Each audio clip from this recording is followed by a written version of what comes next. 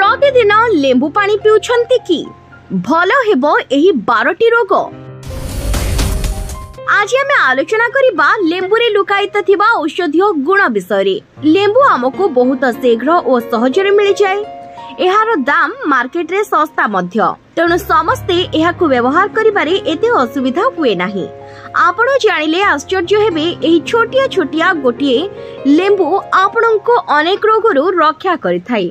लेंबू रे प्रचुर परिमाण रे विटामिन सी रहिछि। एहा आपणकर रोग प्रतिरोधक शक्ति को बढ़ाई थाए। लेंबू शरीर को आयरन मध्य देई थाए। द्वितीय रे लेंबू ओजन ह्रास करिबारे सहायता करे।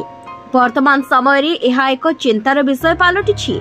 ओजन कम करबाकू चाहुथिले प्रतिदिन गोटे मीडियम साइज रो लेंबू गोटे ग्लास उषुम पानी रे चिपुड़ी खाली पेट रे पियंतु। तृतीय रे जो मानकर यूरिन इन्फेक्शन होई जळा पोड़ा हेउछि सेमाने लेंबू पानी पियंतु, बहुत फायदा हेबो। चतुर्थ रे फैटी लिवर रो रक्षा करे लेंबू पानी। वर्तमान रो खाइबा पीबा पई दिनकू दिन फैटी लिवर बढ़िबाकू लागिछि। सकाळे लेंबू पानी प्रतिदिन पीले फैटी लिवर रो आराम मिलिबो। पंचम रे लेंबू पानी पीले हार्ट मध्य सुस्थ रुहे। षष्ठ रे लेंबू पानी पीले कोलेस्ट्रॉल लेवल कम होई थाए। सप्तम रे लेंबू पानी पीले आर्थराइटिस परि समस्या दूर होई पारे। अष्टम रे लेंबू पानी पीले त्वचा ग्लो करे और जवान देखा जाए।